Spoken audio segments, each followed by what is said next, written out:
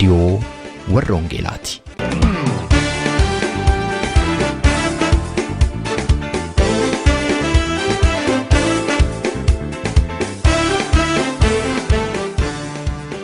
Reediyoon warra Wangeelaa tokkummaa waldoota Oromoo warra Wangeelaa Awurooppaatiin qophaa'e torbanitti si'a tokko guyyaa Sanbadduraa dhaggeeffattoota biyyootii gaanfa Afrikaaf naannoo isaatiif akka lakkoobsa sa'aatii Itoophiyaatti galgala sa'aatii 12 hamma sa'aatii 12:00tti dambalii gabaabaa kiilooheerzii 15,515 yookaanis meetir baandii 19 irratti dhaggeeffattoota kibbaaf giddugaleessa Awurooppaatiif immoo akka lakkoobsa sa'aatii giddugaleessa Awurooppaatti galgala sa'aatii 21 hamma sa'aatii 21:00tti dambalii giddugaleessaa kiilooheerzii 1,355 irratti kan isin qaqqabu tamsaasa Wangeelaati.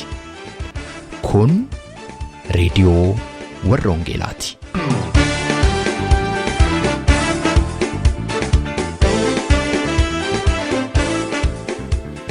Harka fuunee attam jirtu jaallatamtootaaf kabajamtoota dhaggeeffattoota keenya. Reediyoon warra Wangeelaa guyyaa Sanbadduraa har'aa waxbajjii 25/2016 hintaa kan jettee sagantaa ishee garagaraa qabattee kunoo dhiyaatteetti. Akkuma isin yaadattan sagantaa keenya torbee darbee keessatti barsiisaa sagalee Waaqayyoo baricha bituu jedhu hojjetaa Wangeelaa Abdii Magarsaatiin akkasumas immoo dhuga ba'iinsa jireenya namaa ijaaruu obboleessa keenya hojjetaa Wangeelaa Tasfaayee Dagasaatiin isinii dhiyeessuun keenya ni yaadatama. Sagantaa keenya irraa keessattis hojjetaa Wangeelaa Abdiin barsiisa isaatti nuuf fufaa, hojjetaa Wangeelaa Tasfaayeenis immoo akkasuma dhuga ba'iinsa isaa kutaa 3ffaa nuu qabatee dhiyaateera. Egaa sagantaa keenya wajjin yeroo eebbaa qabaadhaa kan isiniin jedhu qopheessaa raadiyoo warra Wangeelaa Naroobsa Makkooti faarfannaa Girmaa Kuusaa ittaanee jiru barichi hamaadha jedhu gara barsiisa sagalee Waaqayyootti waliin jenna.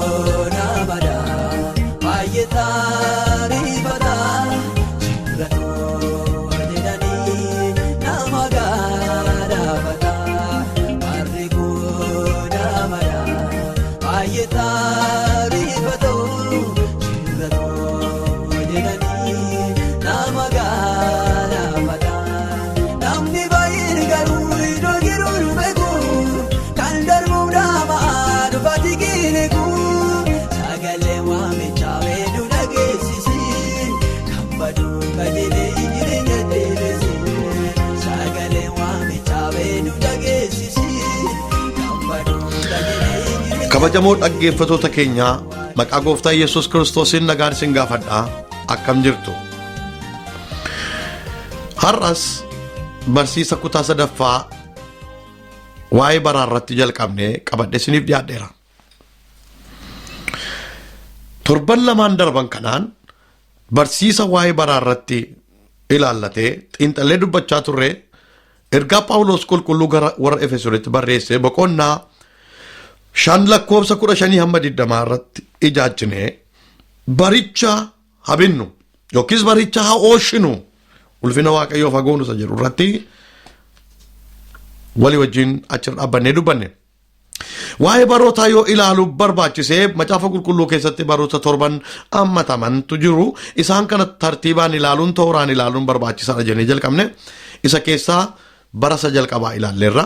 Barri inni jalqabaa seera uumamaa boqonnaa 1 boqonnaa 3 lakkoofsa 1 irra achi keessatti hammatama jenne. Barri inni lammaffaan bara sammuu jedhamee beekama. Inni immoo kufaatii booddee isa ta'edha.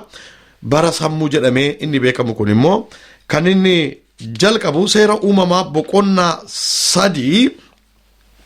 3 lakkoofsa 5 kaasee hamma 8tti isa jirudha jechuudha. Isa kanas walii wajjin ilaalleerra jechuudha. Amma bara sadaffaa walii wajjin ilaalla. Barri inni lammaffaan maaliin goolabame akkuma torbee darbe ilaaluu yaalne caqasuu yaalne badisa bishaaniitiin goolabame. Sababii cubbuu namaa Waaqayyoo bishaan badisaa biyya lafaarra fide kanaan bishaaniin biyya lafaa bade uumamni bade.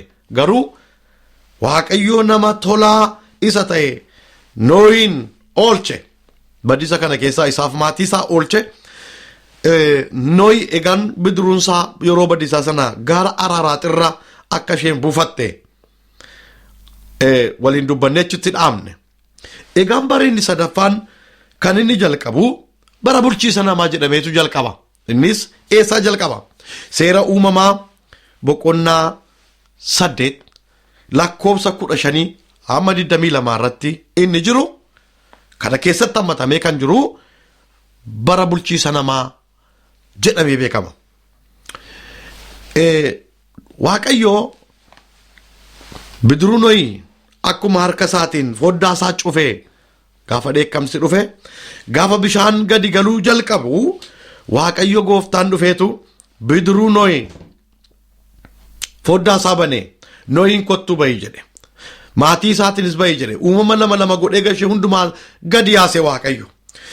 Kutaa boqonnaa 8 irratti hidhataniif lakkoofsa 15 kaasee gaafa hidhatanii fudhatanii ilaaltanii kutaa kana keessatti Waaqayyo akkasittiin jedhe Nohiin. Akkasittiin jedhe. Nohi jedhe. Barri kun bara bulchiisa kee ta'a jedhe. Biyya lafaa irratti moo'ii jedhe. Aangoon hundinuu nama harkaa galu jedhe. Sanyii kee harkaa galu jedhe. Simboon sanyii kee irraa ta'u jedhe. Sodaachisuun si wajjin jira sanyii kee wajjin jira jedhe Waaqayyo. Egaan bulchiisa kana hundumaa bulchiisa biyya lafaa Nohiif maatii isaatti kenne jechuudha Waaqayyo. Kanaaf bara sammuu jedhamee beekama. Barri kun eessaa amma eessaatti yoo jettanii bishaan badisaatii kaasee hamma afaan namaa gargar baheetti barri jiru kuni bara bulchiisa namaa jedhamee beekama jechuudha. Egaan Waaqayyo bara bulchiisa namaa jedheetu moggaase bara kana. Barri bulchiisa namaa kun bara namni irratti aangoo argatee bulchu. Uumama hundumaa namni aangoo irratti argatee bulchu. Bara namaaf mirgi kenname. Bara Waaqayyoo simboof surraa ilmaan namaatiif kenne ture barri kun jechuudha. Kutaa macaafa sana keessatti yoo fudhanne seera uumamaa boqonnaa 8:15 hamma 23 yoo fudhanne ilaalle jechuudha. Egaani namni bulchiisa Waaqayyo itti kenne kana irratti injifannoo argate aangoo argate horii kana irratti bulchiisa aangoo argate bineensi fakkeenyaaf bineensi akka leenci akka nama nyaatu utaane nama nyaatu horii kana ariyee nyaatu waan hundumaa ariyee nyaatu gaafa nama arguu baqatee caakkaatti deebi'uutti ka'ee jechuudha. Maaliif sodaachisituu ilmaan namoota irra ta'ee jechuudha. Simboo addaatti ilmaan namoota irra ta'ee jechuudha. Mirga isaatu bulchiisa isaatu kan namaa ta'ee jechuudha. Saanii mucha isheetti namaaf hin laanne mucha ishee dubartiin okolee baatte akka isheen jala teesse elmituufi laachuufi jalqabde jechuudha. Maaliif bineensa irratti horii irratti waan hundumaa irratti uumama irratti Waaqayyo mirga isaa aangoo isaa namaaf kenne jechuudha. Sangaan akka bunuutii nama hidduu gaafaan ol fuudhee nama waraanu gaafa mucaan yookiin tikeen loloosoo irra keessee ittiin qambarrii itti hiitu gatiitti itti qabateetu camadamuu jalqabe. Maaliif bulchiisa isaatu kan namaati aangoo isaatu kan namaati. Fardi olu taalee nama dhiitu fardi qabannaa nama dhowwatu gaafa dubartoonni luugamatti kaanii namni luugamatti kaa'ee adeemee rukutu abboomamanii deemutu jalqabani. Maaliif bulchiisa isaatu kan namaati jechuudha. Waaqayyoof galanna ta'u. Egaan bara bulchiisa namaa kana keessatti Waaqayyo uumama hundumaa irratti bulchiisa isaa namaaf kennee namni akkasitti jiraachuu jalqabee biyya lafaa irrattis baay'achuu jalqabee aangoon kan namaati bulchiisa namaatu ture jechuudha. Garuu barri kuni akkatti itti hin fufne. Waaqayyo namaaf aangoo kenne, Waaqayyo namaaf iddoo kenne, simboo kenne, ulfina kenne waan hundumaa irratti moo'ii jennaan namni garmalee bulchiisa isaa jallisuu jalqabe. Aangoo Waaqayyotti kenne garmalee jallisee ittiin hojjechuu jalqabe. Jallisee ittiin jiraachuu jalqabe. Jallisee ittiin faayidaa argachuu jalqabe. Jallisee ittiin walii isaa irratti miidhama geessisuu jalqabe. Egaan kun Waaqayyoon kan gaddisiisu ta'ee jechuudha. Maaliif bara waaqayyo namaa kenne keessatti aangoo waaqayyo gaafa namaa kennu taayitaa waaqayyo gaafa namaa kennu akka dubbii waaqayyootti akka seera waaqayyootti uumama kana bulchuun waan hundumaayyuu bulchuun barbaachisaadha. Garuu namni faayidaa isaatti galagasheetu bu'aa mataa isaatti hin barbaacha, ulfina mataa isaatti hin barbaacha, maqaatti hin ergachuu barbaacha, aangoo waaqayyo kenneef jallise. Ittiin wal miidhe baricha gara waaqayyoon barbaannetti geggeessuu jalqabe jechuudha. Barichi bifti isaa badaa adeeme. Ittuu caalaa cubbuun baricha keessatti jireenya namaa hin faale faallaa yaada waaqayyoo ta'ee jechuudha. Egaan kanarra dhufeetu itti aanee bara bulchiisa namaa kana keessatti maaltu ta'ee seera waaqayyo kenneef garmalee abboommii waaqayyo kenneef garmalee hubachuurraan aangoo waaqayyo kenneef garmalee itti fayyadamuurra caalaayyuu seera uumamaa boqonnaa 11 irratti gaafa fudhattanii ilaaltan namni maal gochuu jalqabe yoo jenne gimbii ijaaree gara waaqayyootti ol ba'uu yaaluu jalqaban. Itti aanee yakkinni lammaffaan jechuudha. Aangoo isaanii garmalee itti fayyadamuurra caalaayyuu amma moo gara waaqaatti ol baana jedhanii gimbii ijaaruu jalqaban, gamoo ijaaruu jalqaban. Waaqayyo gaafa kana hin gaddee jedha sagalee waaqayyo. Gara waaqayyo hin gaddee. Waaqayyos akkas jedhe kottaa gadi buuneetu afaan saba kanaa waliin dhoofnaa jedhe. Egaa bara Baabiloon kana waaqayyo kottaa jedhe. Waaqti abbaan ilmi hafuurri qulqulluun gadi bu'ee jechuudha. Gadi bu'eetu afaan isaanii waliin makee jedha. Barri kun maaliin goolabame yoo jettanii waliin makamuudhaan goolabame. Afaantu waliin rukutame. Baabiloon jechuun waliin makaa jechuudha. Waliin dhaamaa jechuudha. Waliin makame afaan isaanii waliin makame. Warri jalqaba afaan tokko dubbachaa ture. Yaada tokko yaadaa ture. Afaan sun amma irraatti maal akka ta'e hin beekamu.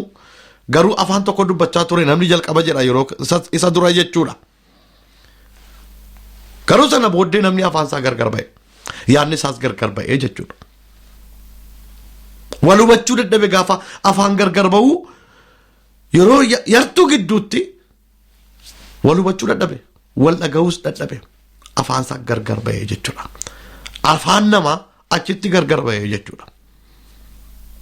Afaan nama biyya lafaa irratti har'a arginu kun abaarsaan yeroo sana kan gargar ba'ee jechuudha. Rukuttaa cimaatu rukutame kanaan barri kun goolabame bara arfaffaatti immoo waaqayyo tarkaanfii fudhatee jechuudha. Barri inni kun rukuttaa Baabilooniin afaan waliin dha'uudhaan xumurame. Kanaaf dhaggeeffatoota keenya aangoo waaqayyo nutti kenne baricha keessatti akka waaqayyo barbaadutti itti fayyadamuun akka dubbii waaqayyootti itti hojjechuun uumama irratti aangoo ni nuuf kenne, horii irratti aangoo ni nuuf kenne, lafa kana irratti aangoo ni nuuf kenne, walii keenya irratti akka wal geggeessinuuf aangoo ni nuuf kenne, akka dubbii waaqayyootti utuu hin jallisiin yoo ittiin hojjenne ulfinni waaqayyoo mul'ata. Barichi sin booji'ama. Bifa barichaas akka dubbii waaqayyootti deebisuu dandeenya. Ulfina waaqayyootti olii xachuu dhiifne gadi jennee ulfina waaqayyoo yoo baanne baricha keessa jiraanne ulfina waaqayyootti bu'uu yoo dhiifne safuu yoo qabaanne ulfina waaqayyootiif iddoo yoo qabaanne barichi inni waliin dhaamaan kun ulfina waaqayyootiif ta'a. Kanaaf barumsa koo kana asumarratti goolabaa. Waaqayyo isa dhageenya nuuf eebbisu akkatti jiraannuuf nu gargaaru. Egaan torbee dhuftu kutaa arfaffaa barumsa isa arfaffaa waliin ilaallaa jechuudha. Kanumaan beellama dhaabbannee gargar baanaa. Waaqayyo lafa jirtanitti hunduma keessanii wajjin haa ta'u. Fayyaa ta'a.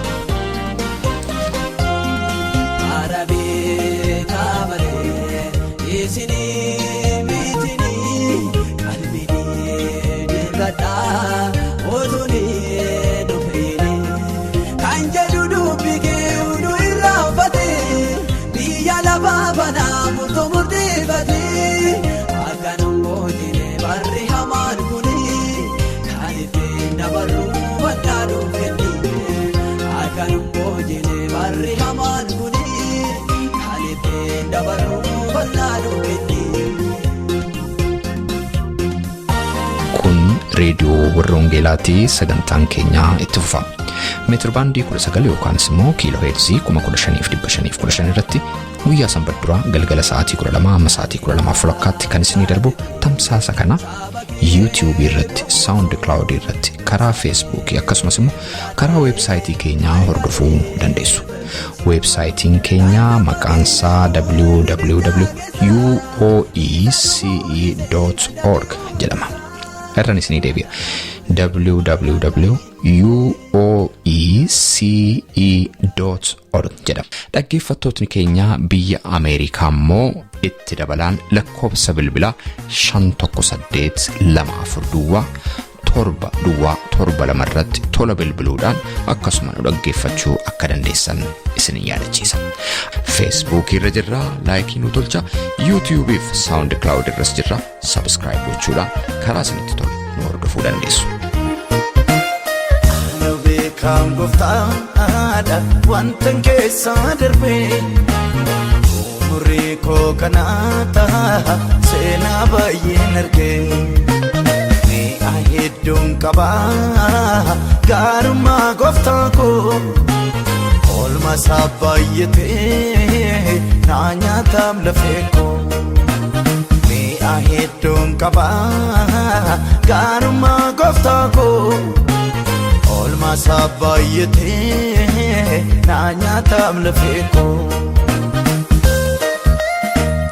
Maqaan Waaqayyo Gooftaa macaa kan eebbifame haa ta'u, dhaggeeffattoota keenya dhuga ba'iinsa obboleessa keenya Tasfaayee Daggasaa kutaa sadaffaa har'a isinii qabannee dhiyaanneerra. Tasfaayeen nama rakkina guddaa keessa darbee haala dinqisiisaatiin immoo Waaqayyoon argatedha.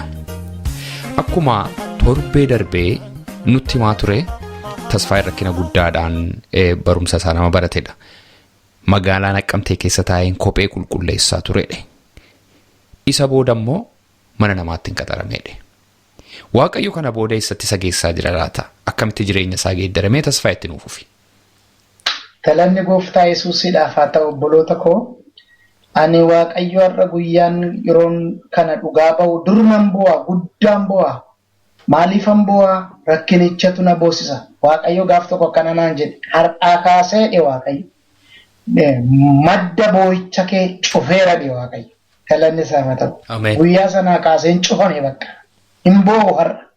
Waaqayyo nan galateeffadha malee. Kanaaf waggaa tokko guutuu mana namaatti galee tanan halkan nan boo'a, guyyaa nan boo'a. Abbaan manaa gaaf tokko dhufee akkas naan jedhe. Maa inni akka dubartii cineensifattu deemtee saalonii iddoo nuun teenyutti boossu. Rakkinni kee daangaan qabu moo naan jedhe akkuma gaafa lubi heeliin haannaadhaan machooftee boossi. Yaa obboloota koo rakkinni nama macheessa. Namoonni waan baay'ee namaan jechuu danda'u gaafa namni rakkina keessa jiru. Obsaa hin darba. Waan hin dabarre fakkaata. Warri mana namaa keessa jirtan dhokattanii kan boossan mee Waaqayyoon argamimmaan keessatti. Achi booda manuma sana taa'een qormaata itti fufee fudhachuuttan ka'e irra deebii isa jedhan maatirikii fudhachuuttan ka'e si'an maatirikii fudhadhu 2.125 naa dhufe. Ahaa hamma gaa Waaqayyo addanaan na gargaaruu barbaadeera caliin jedhu yoonan tajaajila kanatti fufe iyyumattan gala. Iyyumammoo san keessatti guddadheef keessa jiru waan ta'eef hin barbaadu si tajaajiluun barbaadu sammuu koo tanan beekumsa kootiin si tajaajilan jedhaanii Waaqayyo. Eessa gorsa koo dhagaare innoo calluma naan jedhe. Achi booda TTC'n galeen. TTC kolleejjii magaalaa Naqamtee galgalan baradhaa guyyaa immoo nan tajaajila. TTC'n bakka leenjii barsiisotaati. Eeyyee. Tole. Eeyyee. Achi galgala dhaqeen dorgomee laanguweejii yookiis immoo afaan Oromoo, afaan Amaariffaa, afaan Ingiliffaa meejoriin koo afaan Oromoodha, meejoriin koo Ingiliffaa, maayinariin koo immoo afaan Oromoodha. Isaan kana lama irratti hojjechuudhaaf waggaa tokko guutuun baradha. Amma gaa anamma barsiisaa ta'ee miindaa nyaachuuf abdii guddaan qaba. Waa'ee tajaajilaa Waaqayyo fi manatti dubbata dogoggoreetu namootatu na jajjabeessa dheetanan jibba. Sababiin an tajaajila jibbuuf maanii hojjettanii namoonni dura ka'anii utuu beekumsa qabanii hiyooman. Utuu dandeettii gurguddaa qabanii kopheen isaanii wayyaan irratti ciccite waldaan galagalteen isaaniin hin ilaaltu garaa kootu na gubata. Kanaarraa kan keen barbaaduun jedha Waaqayyoon. Achi booda waggaa tokko ana egaa eessaa fiddee kaffalta onaan jettanii konfiraansiin ba'an. Konfiraansii boottan ka'e amma mana barumsaa fixeeraa. Amma kana macaafa qulqulluu hin galle gaan. Ammayyuu guyyaa Waaqayyoon eegaa jira. Nan dubbisa, nan lallaba garuu nan kadhadha. Waaqayyo hin hojjeta. Harka koo keessatti namoonni hidhaarraa yeroo isaanii naaf yeroo hiikamu jakkootiin argeera. Sana booda garuu ta'uu hin dandeenye. Anis jireenya amantii kana keessatti qancaruun baay'ise ta'ee hin beeku Waaqayyo na gargaaru malee. Garuu kennichi dhokkatee nafu Waaqayyo hin baasa guyyaa tokko. Kana booddee konfiraansii irraa san argadhu sana ofii koon kaffala. Ilaa hubadhaaga. Amma Waaqayyo as danaan kottunaan jedha. Ani barumsan jaalladha. Ofiin of gargaaruun barbaada. Waaqayyo immoo sin gargaara naan jedha. Isaan kun wal'aansoo dhaga'ama. Waaqayyoof tasfaa'ee wal'aansoo wal qabaa jiru. Achi booda waggaa tokko anaafitu waggaa itti aanutti darbuufan jedha. Anaa jedhu mana barumsaa macaafa qulqulluu galgalaatu jira jedhanii waldaa naqamtee maqaan Yesuusii beeksisu. Waggaa lamatti darbuufan jedha TTC. Kolleejjii barumsa barsiisota naqamtee jiru. Achi booda luba beekumaa surraadha mana barumsaa macaafa qulqulluu sana kan qindeessu dhaqee ilaallaan birrii 10 ji'atti kaffalamaa jedha. Barattoota birrii 10 kaffalamaa jedha. Waggaa lama immoo baratu jedha. Nama kutaa 10 fixe jedha. Achi booda ilaaleen dhaqee qees beekumaani Waaqayyo nama Musaa hin shakku. Waldaa keessa nama hin qabu. Fira hin qabu. Nama naadirmatu hin qabu. Ani dibata baadheen bakkee keessa jooraa jira. Akkuma beektan yoo nama qabaatan malee yoo nama dubbatu qabaatan malee waldaa keessa yeroo takka namni hin barbaachisa. Namoonni dibata baatan dhugaa baatan har'ayyuu waltajjiirra jirani. Eessa jiru mandara keessa jiru. Eessa jiru iddoo adda addaa jiru. Yeroo takka namoonni darba haasa'u mandara keessa deemanii birrii namaa saamu, buddeena namaa saamu jedhu. Hubadhaa eenyutu dhugaa keessa jiru sana dhaqee bira ga'ee akka inni baasuuf karaa qopheessa. Achi booda qees beekumaan naa kaffalaa ani Waaqayyoo naa waameeraa barachuun barbaada jennaan gurbaan ana hin qoostaa hojii hojjenna malee haasaa haasuuf na miti naan jedhe qees beekumaan. Achi booda nan gadde birrii 10 kaffalachuu hin danda'u. Birrii 10 hojiin qabu mana namaan jira. Warra mana isaanii jiruun immoo naa kaffalaa hin jedhu. Sababni isaa isaanii immoo hojjenan jiraadha waan an ta'eef. Nan kadhadha garuu Waaqayyoon. Waaqayyo akkas naan jedhe. Obsi burqaa balballi isaa inni itti sababni hin bana jedhe Waaqayyo. Hallelujah. Ameen. Burqaa balballi isaa inni itti famne qaba Waaqayyo siif obboleessa koo, obboleettii koo. Achi booda waan hundumaafuu torban kottu naan jedhe lubni beekumaan. Gaafannaa ofiisaa naa kaffale. Birrii 10 naa kaffale naan jalqabe. Amma gaaf TTC waggaa lammaatti darbeera. Mana barumsaa macaafa qulqulluu galgalaa sana itti anfufee TTC sana immoo torban keessatti guyyaa nuun itti gallu jira, guyyaa nuun hin galle jira. Ani Ingiliffi harka koo afaanirra kaayatanan yaa Waaqayyo isa hundumaa dandeessu afaan Ingiliffaan dubbadha afaan koo hiikedheen kadhadha. Gowwummaa fakkaachuu danda'a yeroon akkana isiniin jedhu. Afaan koo banee Waaqayyo. Sammuu koo banee Waaqayyo. Ani faranjoota achi yeroo dhufan akkuma nama biyya alaa jiraateen faranjoota wajjiniin barsiisota wajjiniin dubbadha. Ingiliffi na keessaa burquu jalqabe. Na keessaa dhohuu jalqabe. Achi booda utuu nani waggaa tokko xumuree amma waggaa lammaffaa TTC darbeera. Macaafa qulqulluus waggaa tokko fixeera. Magaalaa Asallaa waldaa jirtu waldaa Luutiraaniin nama baggoo agalgaayii ta'ee mishiinarii ta'ee tajaajiluu barbaadu biyya asallaatti nu ergaa jedhaniiti xalayaa ergan. Xalayaan kun utuu dhufin dura Waaqayyo maal godha yoo jettanii sagalee natti dubbata. Balbala xiqqoo tokkoon sii bana. Achirraa deemta. Sana booda garuu hin argamtooti karaan kee dhokata jedhee Waaqayyo. Galanni Yesuusidhaaf haa ta'u. Waan xiqqoo Waaqayyo isiniif banu hin tuffatinaa achi keessa buruqaa jiran. Achi booda torbanuma sana keessa lubni beeku manna waameetii gurbaana na mandara keessa naanna'uu dhiisiiti kottuu Waaqayyo jedhaaf si barbaada. Biyya asallaa dhaqi waldaanii nama barbaadinaan jedhe. Biyya asallaa maal akka ta'u hin beeku. Magaalaa Naqamtee keessatti dhaladhe guddadhe hin beeku. Asiif achiisaa iyyuu hin beeku. Amma akkan dhagayetti immoo musliimota duwwaadha. Biyya sana dhaquun baay'ee ulfaataadha yeroo sana keessatti. Waaqayyo garuu akkasinaan jedhe deemisi duukaan jira. Barumsa tiitisis achumatti hin dhaabe. Gaafa naqee gireedii koo fudhachuu ka'u barsiisaan Ingiliffa koo baay'ee na jaallata. Hin maraatte moo naan jedhe. Sababni isaa gireediyaan qabu dha hundumaatti isaatti. Ani akkanii baradheen xumurre beeka keessi koo. Waaqayyo akkanii na dhaabsisu beeka. Garuu Waaqayyo ma wajjinan xiiqii qaba barachuutu narra jiraata. Namarratti ba'aa ta'e jiraachuun narra hin jiraatu kan jedhuun keessa koo jira abdiitu waan ta'eef. Achi booda gaafa Waaqayyo nageeffadhu deeme de Waaqayyo. Waaqayyo gaafa nageessuuf ka'ugaa hubadhaa. Nama tokko qopheesse Waaqayyo. Namni kun nama dhalataa biyya achiiti. Fiqaaduu obbo Fiqaaduu jedhamu isaanii dhalataa biyya Arsiiti isaanii.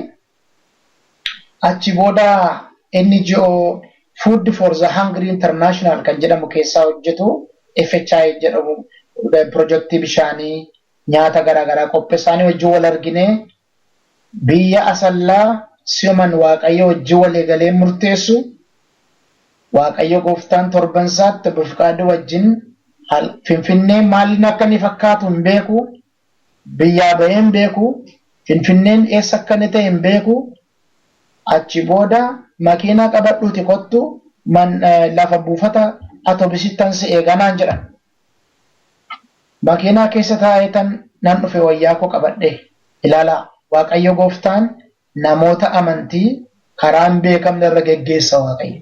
Namoota isa amanatan karaa namni beeku miti. Karaa ofii isaa irra geggeessa Waaqayyo. Achi booda magaalaa Finfinnee yeroo dhufu namni natti baay'ate, makiinaan natti baay'ate, lafalli xunnabee naannaa tokkotti gara dallaa tiiqeen dhaabadhe. Moobaayiliin jira yeroo sana waan ta'e moobaayiliidhaan naa bilbilanii wal bilbilee achuma dhaabadheen eegee dhufanii na fuudhanii galgaluma sana magaalaa Asallaa dhaqne miti magaalaa Asallaa darbee baadiyyaa keessadhan. Ibsaan hin jiru, nyaanni hin jiru, bishaan daggalaa waraabnaa yookiis lagaa waraabnaa silumayyuu maatii qotee bulaati. Garuu ergan magaalaa Naqamtee keessatti dhufe immoo magaalaa Naqamtee keessatti immoo jiraachuu jalqabee ka jireenyi magaalaa akkam akka ta'e sinuu beektu. Achi booda Waaqayyo gooftaan achitti na ergeeti waggaa 4 guutuu mana namaatti hin galega. Maatii musliima ta'e. Waaqayyo gooftaa gaafan ilaalu isaanuma musliimota maatii musliimota lafti isan kalleerra yookiis immoo gogaa sa'aarra ciisna siree miti ispoonjii miti isaan jumaa isaanii galgala qabatanii taa'aniiti jumaa isaanii qama'aatii na waliin haasa'u nama na wajjin adeeme sanaa wajjiniin karaa sagalee qilleensarra shiisalsii kan jedhu maqaan Yesuus sagalee misraachoo kan karaa reediyoo dabarsu isa dhaggeeffachiifne. Yeroo isaan gidduu adeemnu gaa nuti wayyaama isaanii uffannee adeemna isaanuma wajjiniin jiraanna akkuma isaan duukaa jiraanna isaanis nama waan ta'aniif. Achi booda sagalee kana yeroo dhaggeessifnu nan kadhadha halkan. Waaqayyo akkasinaan jedhe amma gana wajjin walii galteetta. Karaa kee nan fageessa. Garaa kee jabeeffadhu. Onnee godhadhu. Amantiitti jabaadhu. Qulqullummaa kee eeggadhu. Na duukaa bu'i naan jedhe Waaqayyo. Kana qajeelfama kana naa kenne Waaqayyo halkan.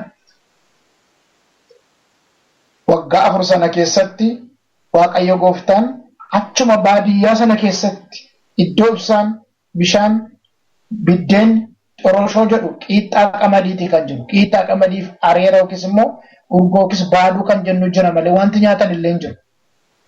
Qoraan isaaniin coraa fi dhaqee qotisan qotaa fi bishaan waraabaa isaaniin gara Waaqayyootti fiduudhaaf jecha kun hundumtuu Waaqayyo na ergeera waan ta'eef. Yeroon sun yeroo hamaa yerootti xoofoo dhuganii guddaa akka ta'e naa gala nan hubadha. Achi booda waggaa sana keessatti Waaqayyo lubbuu gara mana isaatti fiduu jalqabeera. Attamiin fida Waaqayyo jettanii jalqaba manuma namoota keessa jiru sana keessa jalqabe. Waaqayyo haadha manaa keessa halkan seexanii yeroo tokko. Maalli jedhee namichi abbaan manaa iyyinaan jinnii tokkas godhaa yoo du'aa goonee fi hin fayyiti jenna. Du'aa yookiis kadhata siyaa goonuu fi dubartiin sun hin hiikamte yookiis immoo hin fayyite tochi guddaa ta'e jeequmsa guddaa ta'e naannaa sanatti Waaqayyo gidduu goree gara gaariitti deebise. Sababni isaa iyyuu namni nu wajjin jiru mana obboleessa isaa jirra waan ta'eef.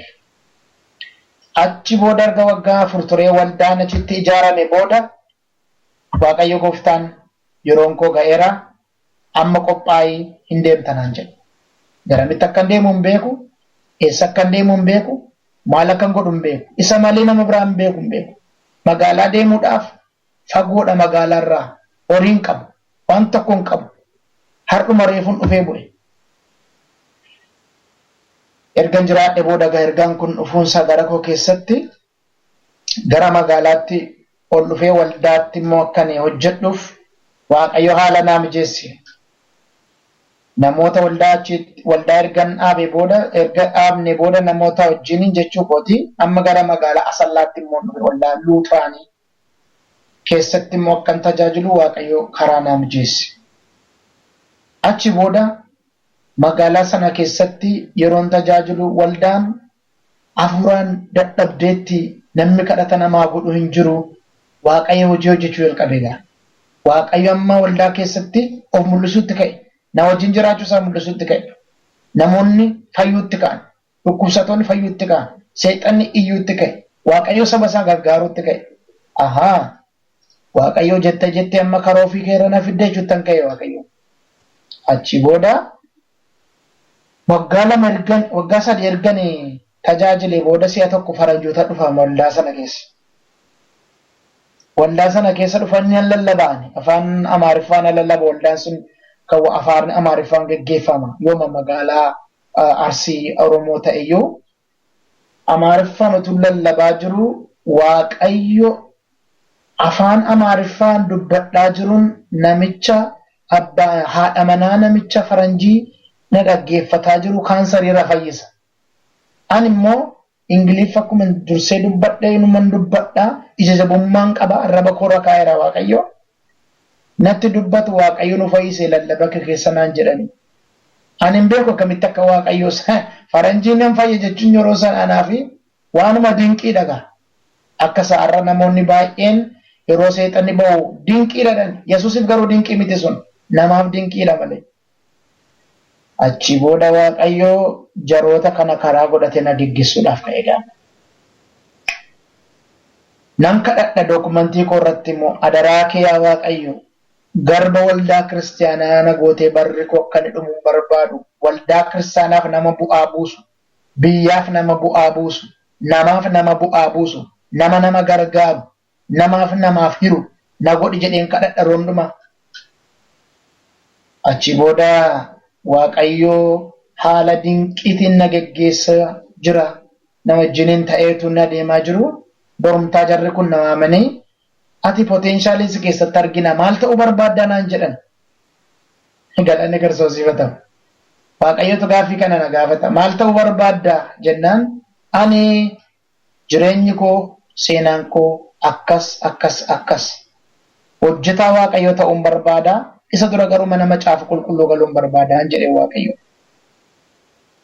Egaa sadarkaan beekumsa macaafa qulqulluu koo Baayibili iskuulirraa jalqabeera siniin jedheera. Jarri kun nuuni si barsiisuu hin dandeenyu humna hin qabnu. Haati manaa waggaa umuriin ishee 45 abbaa mana 55 dulloomaniiru mucaa tokkittii duwwaa qabu. Nama dhalataa lammii Swiidiniidha jarri. Achi booda anu mana isaaniitti nuu lallabeedhan egaa see jalqabaa afaan Ingiliffaatiin jalqabuudhaaf amma gudiin baa'oo nuu lallabeedhani. Macaafa qulqulluun qaban Ingiliffaan macaafa afaan Oromoo fi Amaariffaan qaba. Eessaan fide ka macaafa qulqulluu? Ayya Waaqayyo. Utuu na barsiifti ta'e yoona kana silaa nan kashakashee lallabame ta'e torban lama guutuun soomaaf sagadaan kadhadhe Ingiliffaan lallabuudhaaf. Eessaa dhufa Ingiliff? Eessaa dhufa Ingiliff gaafa guyyaan tokko ga'ugaa Waaqayyoon jedhe yoonan qaana isitu qaanaan jedhe. Dubbii kee lallaba waan ta'eef ati arraba koorra taa'e dubbadhu deena arraba koorra harka koo kaa'een kadhadhe.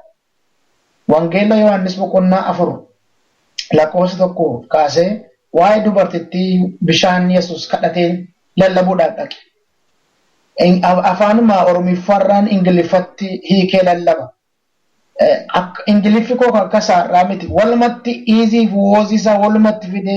Jesus asked us water. Jesus asked us our head. Jedhee man walumatti fideen dubbachuutti kaanaan mataa raasuutti ka'anii jarre. Waaqayyotti naa dubbattee galanni siif haa ta'u jedha keessa qottani. Achi booda finnee shaayii dhugnee bahee ofittan kolfe deebi'e. Yaa Waaqayyo nan lallabe moo nan qoose ammanii yaa gooftaa koo baqayyuu namni na beeku hin jiraatiin kadheen ofitti kolfaan gale. Waaqayyo garuu ija jabina koo ishee xiqqoo kana hin tuffanne. Jarumtoo torban lama booda akkas naan jedhani. Aniif abbaa manaan koo dulloomneerra. Maal barachuu barbaaddaa innaan mana barumsaa macaafa qulqulluun barachuu barbaadaan jedhe. Carraa baay'ee qabachuu nan danda'a. Neersingii barachuu nan danda'a. Ikoonoomikii barachuu nan danda'a. Manaajimentii, liidarshiippii wanta birrii nama argachiisu barachuu nan danda'a. Isan ofii jalqabee natti cufee isa karaa kan biraarra maafan deemaree gara kan saatittan dhufe gama ordarii Waaqayyo keessa qambarri Waaqayyo keessa galuuttan ka'e. Achi booda eenyutti yoo akka nenne nuus barsiifna naan jiran. Ole ka Yesuusin jedhe galgala galee nan boo'e dookumentii koorra harka koo kaa'e eenyudhaani teoloojii galuun waldaa keessatti salphaa miti. Waldaan illee nama itti amantu nama beektu malee hin argitu. Isayyuu nama fira qabu, nama arraba qabu, nama dubbii deddeebisu. Isa akkasiitu dhaqee barata malee namni dhugaadhaan baratu lakkoofsaan muraasa. Carraayyuu naaf dhalachuu makuuf jiraachuu makoo namni tarree barumsa teoloojii keessatti nagachiyyuu hin jiru. Achi booda amma gaasee bara barumsaa macaafa qulqulluu teoloojii dippiloomaa galuudhaaf ka'u kana keessa waa'een gaa'elaa immoo keessa kootti dhaga'amuutti ka'e. Kan gooftaadha wantan keessa darbee umurii koo kana ta'a seenaa baay'een argee mi'a hedduun qabaa gaarummaa gooftaa koo oolmaa isaa baay'atee. Dhaggeeffattoota keenya dhuga ba'iinsi kun torbee itti fufa. Gaarummaa gooftaa koo olma sabayete nanya tam lefeko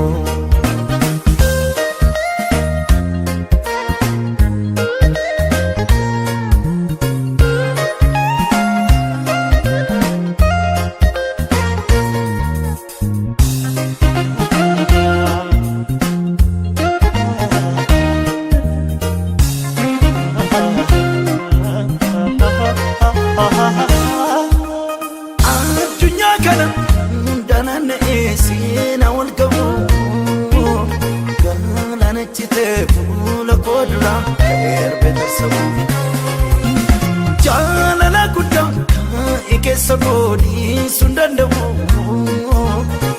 unduma jala naftaem Yesus kuno nangabu najirachi seragu te unduman van nabenkabu mogole nafta rajabina remendadabu najirachi seragu te unduman van nabenkabu mogole nafta rajabina remendadabu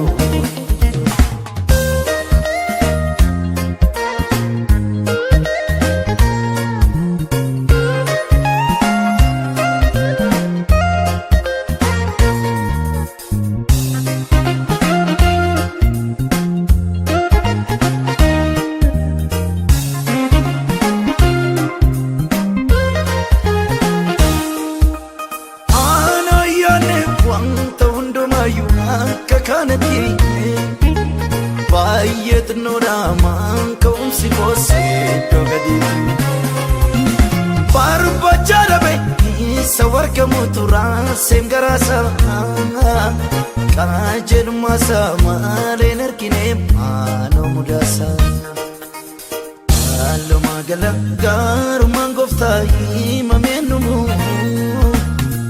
irraanfachiiseera miiyyumaan ittiin dura rabsamu eebuku argeetu laafa onaatti burqana baasee arjummaa isaatiin jiila namootaas dagachiise haaluma gala gaarumaan gooftaa himameen numu irraanfachiiseera miiyyumaan ittiin dura rabsamu eebuku argeetu laafa gogaatti burqana baasee arjummaa isaatiin jiila namootaas dagachiise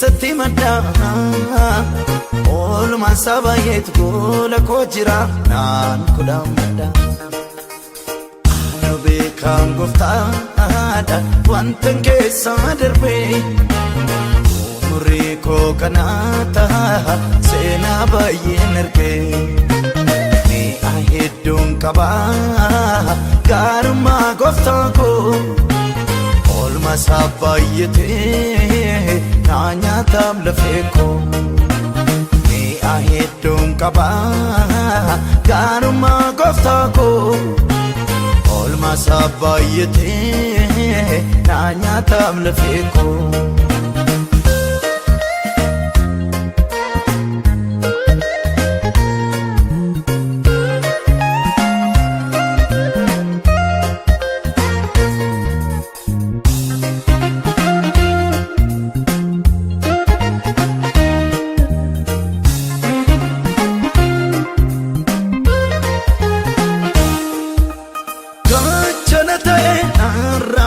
Sadina lupuko kana wala me samuli se palme senako pocharo kata rakonda na durambane naftaim Jesus mati sorata kan gadinome allo magala garu mangofta imamenumu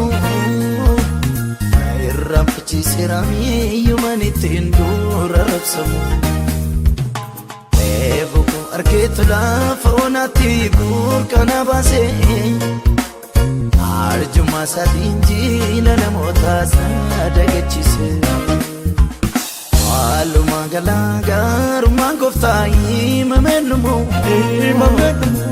irraanfachiiseera miiyyumaan ittiin dura rabsamu eebuku argeetu laafa gogaatti burqana baasee arjummaa isaatiin jiila namootaas dagachiise waan tokkoon qabuma waan inni fedhu wanta kan biraa oolmaan gooftaa koo baara rakkinaa fuula koo jira isa yaadanayyuu itti dabaleen funyoo safaraa haadha koo caalaa wanta naaf odeefu namararaa isa yaadanayyuu itti dabaleen funyoo safaraa abbaa koo caalaa wanta naaf odeefu namararaa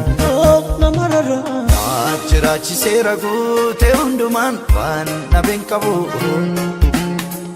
Ogoleen aftaanira jabina deemeen dadhabu naa jiraachiseera guutee hundumaan waan nabeen qabu Rajabina Mendatabu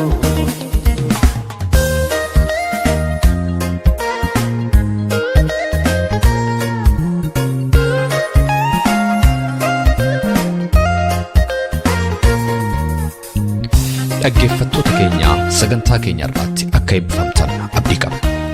Waa'ee sagantaa keenya gaaffii yookaan siyaada yoo qabaattaniif karaa teessoo xalayaa keenya rww@tevelensvine13 Oslo Norway jedhaatiin nu barreessaa yookaanis karaa iimeeyila keenya raadiyoowwarrawangeelaa@gmail.com jechuudhaan nu qunnamaa. Torbee sagantaa biraatiin hamma walitti deebinutti nagaa waaqayyootiin